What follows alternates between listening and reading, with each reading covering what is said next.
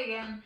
I think hands down the number one thing I get asked for when I say, does anyone have any requests, is can you do the wrist thing, the hand thing? So yeah, here it is. A quick and dirty fix for tired wrists and hands. It's going to require some kneeling. So if kneeling is something that doesn't feel great in your body, maybe you want to flip your mat over, maybe you want to grab a cushion to kneel on. If I'm going to be kneeling for an extended period, I'll actually take a block at the medium height, place it in between the shins and the ankles. So I'm actually sitting on the block, but it looks like I'm kneeling. Good stuff.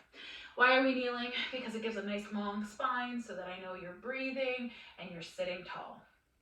To begin, you can just start by making a light fist and rolling some circles with your wrists, both directions. Yeah. Then you can spread broad fingers, tight fists. Broad fingers, tight fists. Just waking up the hands. Real good. Okay.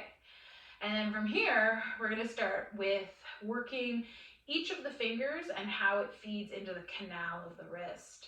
You're going to show me your right hand to begin, splaying the fingers open, trying to get as much of the palm itself facing forward.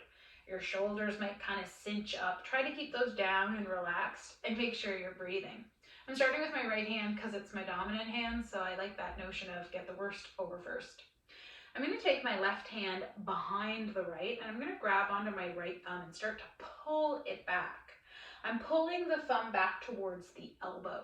I'm still spreading the other fingers open, offering the palm forward, and feeling a really delicious stretch into that meaty part of the palm between the knuckle ridge of the index finger and thumb. You breathe, you stay for a beat or two, and know that it's an idea of keeping it kind of light and soft as opposed to wrecking yourself. Be kind of kind here. Then letting that go, you can grab index finger, same thing, pull it back. Spread the other fingers, relax through that right arm, through the right shoulder. Feel a nice little stretch, a little pull. Do the same thing, middle finger. And you can slow this way down. You could take your time with it, but know that sometimes less is more. If something doesn't feel too awful, we're more likely to do it again and again. As for those last two fingers, your ring and pinky, you can grab them in tandem, pull them back. Spread the other fingers away. Some neat sensations popping up in the hand there. And then let that pass. Fist, fingers, fist and fingers. Yeah. And then light circles. We're going to do the same thing, second side. So I'm going to talk a little bit more about why we're doing what we're doing as opposed to cueing the second side. So you know the drill, open the hand, keep it spread, keep the palm open, keep the shoulder relaxed. So I'm just going to grab the thumb and pull back. There's a lot happening in our hands, lots of little connections that enable us to have great dexterity. And all those little connections, all those little circuits of the fingers and the hand, they all feed into the wrist. For women, we tend to have a smaller wrist canal. So if there's any irritation or inflammation in there, it's nice to slow down and just do one finger at a time. We're going to do a hand and wrist stretch that is for the whole hand, but if I'm having any irritation, sometimes it's nice to try to pinpoint where is it, what's causing it, where's that tension in the body. Grab that middle finger. Yeah, you're almost there. Good work. Last two fingers. You're going faster on this side. Well, I'm going faster on this side because it's my non-dominant hand and because it's my video and there's no one here, so I can do what I want. But if you want to slow it down, again, press pause. You did the cueing, you know what's up. So if this is your dominant hand, maybe you're going to take a little bit longer. And once you're done with the left hand, fist and fingers, fists and fingers, light fist, make me some circles, make some jam. Okay, now let that go. And from here, we're going to ditch the block for a few seconds because I am going to make you do some truly awful things. I want you to take your hands, turn them around, and put the palm of your hand down on the floor alongside your shin. Yep. Now with the palm of the hand alongside the shin, resist the urge to grip. See if you can keep the hands just lightly placed onto the floor. So this is kind of like finger Olympics here. I want you to pick up your thumbs. Ooh.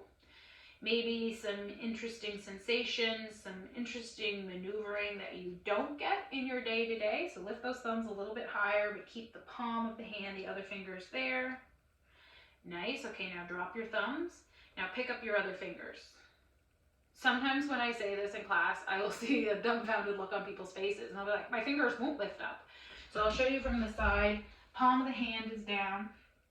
Thumbs are down. My fingers are barely lifting off the mat, and it's creating some muscular engagement through the top of the hand. Okay, relax those fingers. Pick up your thumbs. Why would we do this? Because it's an opposition to the way we would normally use our hands. So we're trying to build a little counter strength, right, to balance it out. Put your thumb down, leave your palms heavy, pick up your fingers. Ooh, doesn't feel great. Feels like a squat, right, for your fingers. Okay, put those fingers down. Last time, pick up the thumb. Put the thumb down. Pick up your fingers, spread them, lift them, spread them. In my mind, they're like an inch off the ground. We might be able to slide a piece of paper under there. Okay, put those fingers down, let that go. Shake it off too. Again, we're still on the knees, my apology, but I warned you, get something under them if they're starting to feel any discomfort. And we're gonna come now into tabletop. From here, you're gonna turn your palms all the way around so that the middle finger is pointing at the corresponding knee. Palms are spread broad and open. That means the fingers are spread away from one another.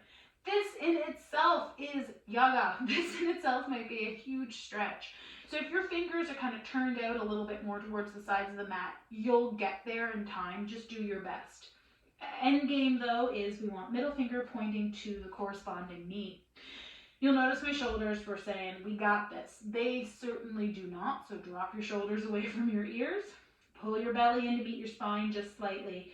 And then notice if you're gripping onto the mat with the pad of the fingers or the base of the knuckles, and try to not do that. Soften your elbows a little bit. Oh, what? Oh, yeah. The softening of the elbows might be the end point in today's pose. So when you put a little micro bend in those elbows, it's instantly going to turn the stretch on. Keep the micro bend. Resist the urge to grip onto the mat. Soften the jaw. Breathe. Take an inhale. And on your exhale, just rock back slightly for me. So you're thinking about showing your butt to the back of your mat. Oh, but don't let your hands lift off the mat. Okay, come back. Do it again. Come back. One more time, take it back. Why are we rocking? Because rocking is just signaling. I'm not trying to murder you. Your nervous system can relax. You can breathe. Okay, we're here. Give a little bit of a push into the heel of the palm. Should feel a little fiery. Should definitely be carrying some sensation. Busy yourself by noticing how does dominant versus non-dominant hand feel. Give it one more breath.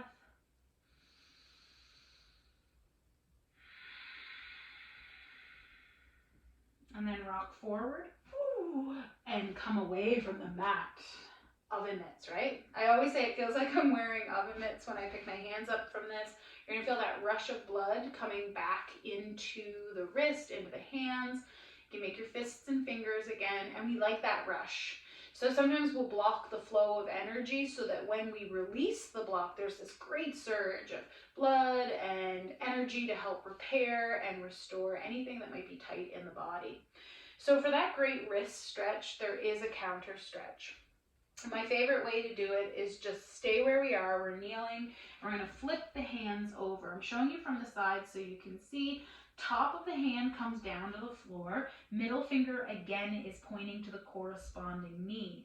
And when you come here, there's two schools of thought. Option one is push the pinky and thumb down. Option two is hold them up. The tricky thing is I don't like either of those options. I just want you to let your hand be slack. Let your hand relax. Let the top of your hand push down into the floor, but resist the urge to have any engagement through the fingers themselves. As you come into this shape, I want you to, again, keep the heads of the shoulders back. A little bit of awareness into the core. And maybe a little softness in the elbows, a little bulldogging of the arms. Give it a breath.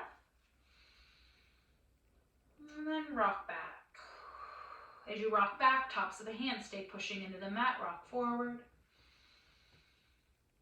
Rock back. Take it forward. And bring it back. I hate it too. Take it forward. Good sign you need it. Pull it back. Stay. It is not a nice sensation. You might feel it radiating from your wrist up into your teeth. Just breathe, close your eyes, give it another breath. Try to relax those fingers, relax them. And then let that go too. Whew. Pull up, come on up, let it go. Give me some high fives. Wiggle those fingers. Make a fist, broad fingers, fist, broad fingers, and then finally take your palms together at your heart. Spread those fingers, push your palms into one another, drop your shoulders. Yeah. Now point your fingers to your heart. Now point your fingers forward. So we're just rolling out the wrist as we push.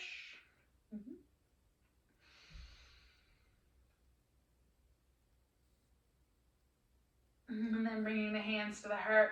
Little nod to you for doing this awfully awesome work for your hands and wrists.